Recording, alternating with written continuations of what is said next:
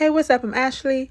Thank you for watching this video. And today we're going to be talking about The Chi, Season 6, Episode 2, titled Mo Douda, Mo Problems. And we're going to start things off with Tiff and Rob. So Tiff goes over Dante's house, and that's where she meets Cairo, who's an organic weed supplier, and Tiff is feeling threatened by Cairo. She tried his weed and admits that, yeah, it's some good stuff, so now she's worried that Dante will stop working with her and just work with Cairo instead. But you know, Dante had to shoot his shot again and say, I'm still gonna buy from you to see your pretty face. He just will not give up. Tiffany was like, you know, I'm still with Rob, but you already know Dante don't care. So when Tiff gets home, she lets Rob try Cairo's weed. Rob is saying that this is the best he's ever had. He's not even coughing. It's the same thing Tiff said. Tiff is telling Rob, let's make Cairo their new supplier, but Rob is telling Tiff that he just made a new deal with Douda, that Douda will now give him 15% off top, and how he doesn't want to see Douda's bad side because he knows that he kills people for sport. Rob told her to call Dante if she needs to, but if she has to meet up with someone, then they're going together. So Tiff and Rob end up meeting up with Cairo, and Cairo offered to teach Rob and Tiff how to grow their own weed. He doesn't even want money from them, which sounds too good to be true. Cairo is letting them know that they're going to need money for supplies and a way to grow it. He told them that they're going to need to rent a space to control the temperature and humidity, the water tank, soil. They need some worms and employees to take care of the plants in there. And he's just giving them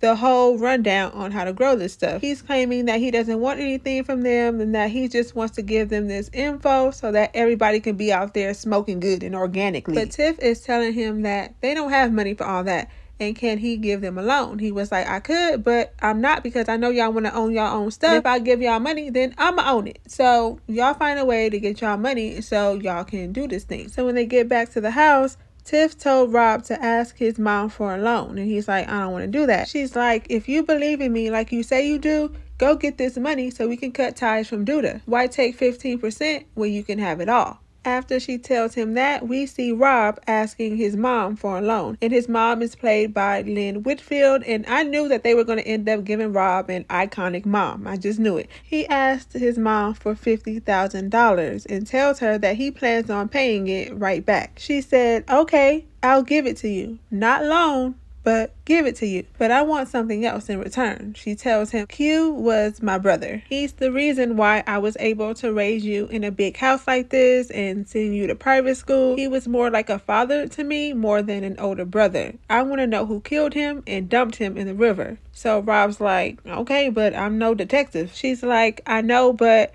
you do run the same streets he did. So Rob's like, okay, I want 100,000 then. If you want me to do all that, I want 100,000 now. She tells him, for 100,000, you're going to have to do more than just find out who did it. You're going to have to end him. Rob don't know it, but he going to have to try to kill Douda. I wonder who's going to get got first. Is Douda going to get him first, or will Rob get him first? Now we're moving on to Emmett and Keisha. Keisha told Emmett there's nothing to talk about, but just know if you do it again, we're done. Emmett is trying to tell her that he just went out for a walk, but she was like, no, you didn't, because I saw you on Nuck's Insta story.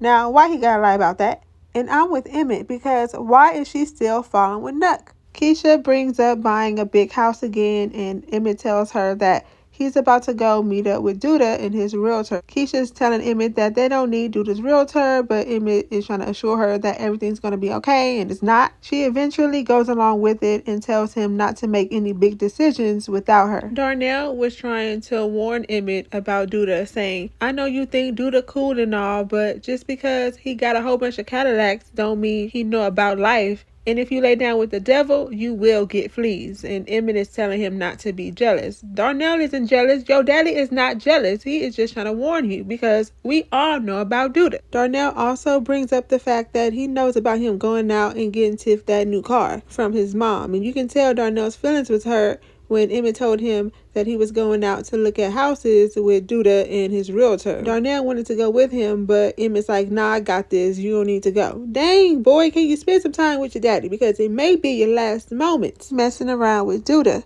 But Emmett meets up with Douda and the realtor at the house, and Emmett likes this house. It doesn't need a lot of fixing up.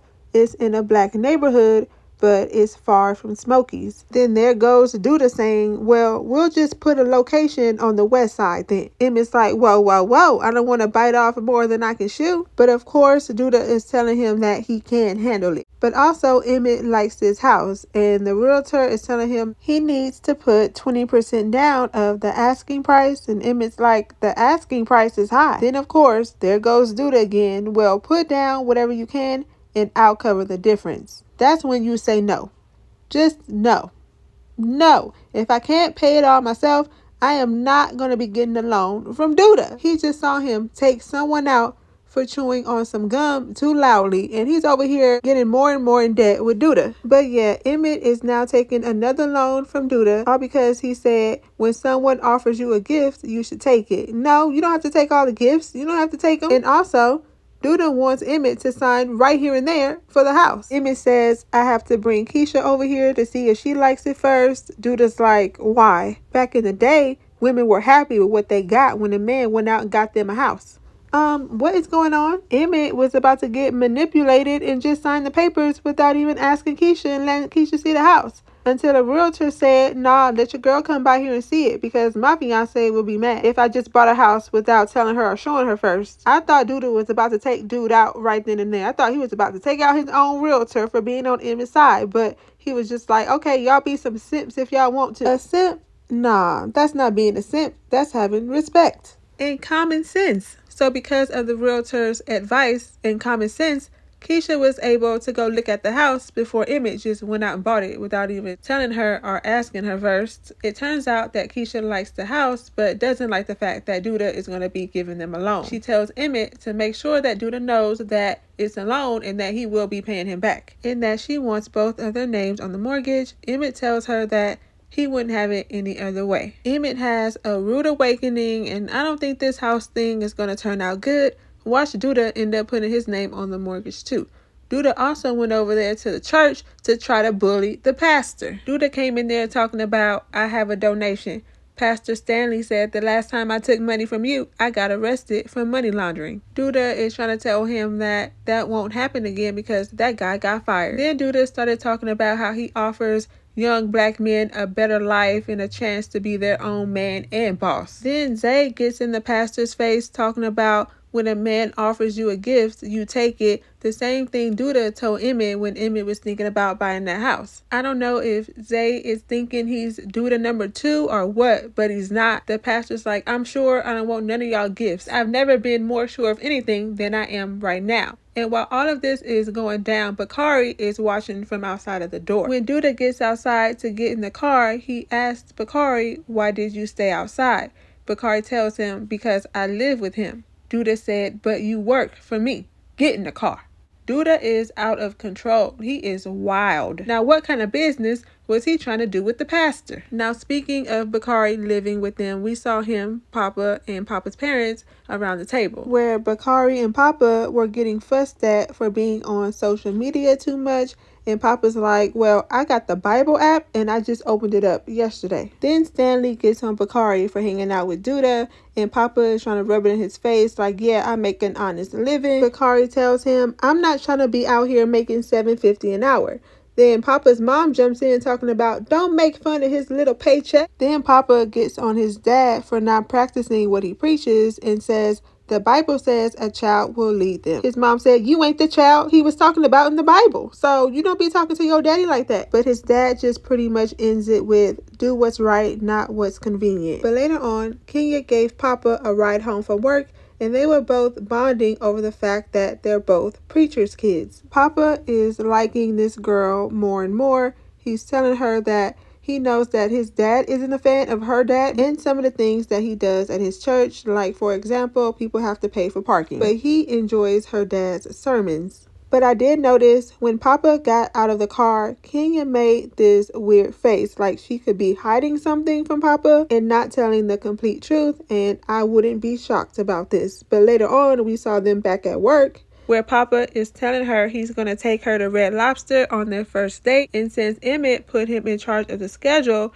they're going to be seeing a lot more of each other. This boy just cannot get enough and he hasn't even had any yet. So it's Victor's first day in office, and he can't even make it inside of the office yet before Quincy is bombarding him with questions talking about what's the mission. But when Victor finally does get inside of the office and opens up his door, Jamal is staring at him in his face. Turns out Jamal was released from prison due to someone tampering around with the evidence. So they threw the case out. Jamal is talking about how he's a changed man and that he needs to start over, and he wants Victor to help him find his sister. Victor tells him that he has to think about that first, but Victor does show him around the office, and that's when they run into Tracy. Jamal is telling Tracy how much he appreciates what she did for his sister, and that it's amazing what she did for the city. Victor tells her that Jamal now has a lot of time on his hands, and how he was telling Jamal that he can maybe help you out with some things around here. Tracy's thinking this is a good idea,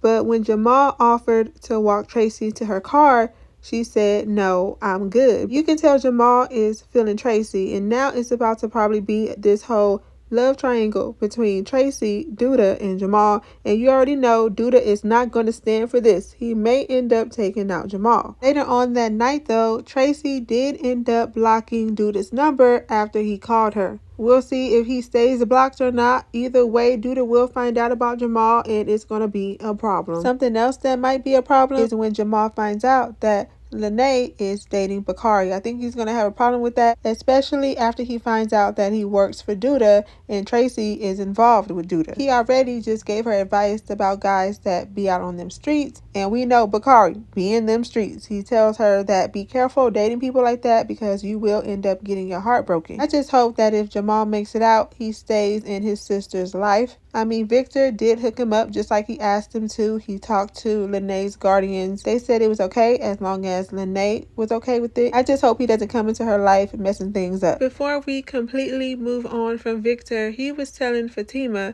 that Quincy said that he needs to focus on something. So he's thinking that he's going to focus on black men and their mental health, especially with just coming out of jail and stuff like that. He can relate to things like that. I just wanted to make sure I mentioned that just in case he ends up being this advocate and it ends up being a big part of the season, or they might make it a part of this big thing or something. Jemma and Maisha runs into Sasha while they're out shopping. She was telling them that her opening act got arrested, so now she needs someone else to fill in the spot and open up for her for about 15 minutes. Jemma said Maisha can do it, but for 10 minutes though. Just have the band warm up for her. So they exchanged numbers, they set that thing up, but after Sasha walks away, Maisha asked her why did she cut the time down, and Jemma told her because you only have one song. You're gonna be standing up there looking dumb. Later, Maisha texted Kevin to let him know the good news. Jake was like, "Who you over there texting?" Kevin said, "Jemma, just playing around to get a reaction, but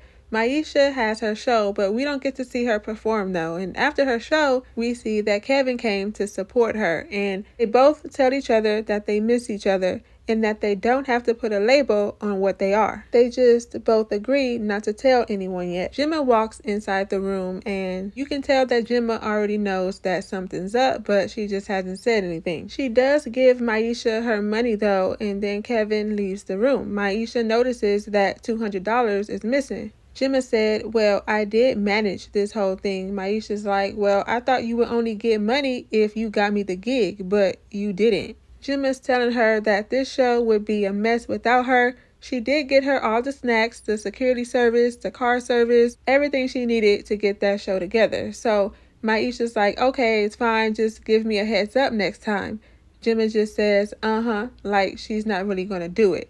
Either way, Jemma won't be Maisha's manager for too much longer. They will get into it. Shaad was outside having a yard sale, trying to sell some of his stuff, and you already know Deja had a problem with this. She's like, "Why are you outside? You know I can loan you some money for your throwback business." But he's like, "Nah, I'm not about to take no money from you. I'm a man." But this will not last too much longer for Shaad. He over there trying to sell a two-way for $50, talking about it's worth $100. The man said, "I'll give you 20 for it," but that wasn't enough for Shaad, so the man just left it. He walked away. Deja's trying to tell him that he's selling his stuff for too much, but Shaad not trying to hear it. But later on, Shaad runs into Bakari at Smokey's. Bakari ended up buying Shaad's two-piece for him because you already know he can't afford it. They started talking about how Bakari is working with Douda now. Bakari's talking about it's temporary, but Shaad tells him that's what we all say. Bakari brings up Shaad's vintage store. He's like, what's going on with that? Shaad's telling him he didn't know it was going to cost this much money to open up a store, to start a business. That's when Bakari's like, I can hook you up with a job. Shaad turns it down, but Bakari's like, you just gotta be careful. But Shaad is trying to tell him he's not trying to do all that. He was locked up and watched his whole life pass him by. But Bakari still tells him, I'm here if you change your mind. And you can tell that kind of got Shaad thinking. So I'm feeling like he's about to fall back in it, and he may end up getting killed over trying to save Bakari or something. But y'all let me know what y'all think and what y'all think about this whole episode down in the comments so we can talk about it. And if you haven't already and want to see more videos like this, don't forget to like, comment, and subscribe. Thank you for watching this video, and I'll see you in my next one.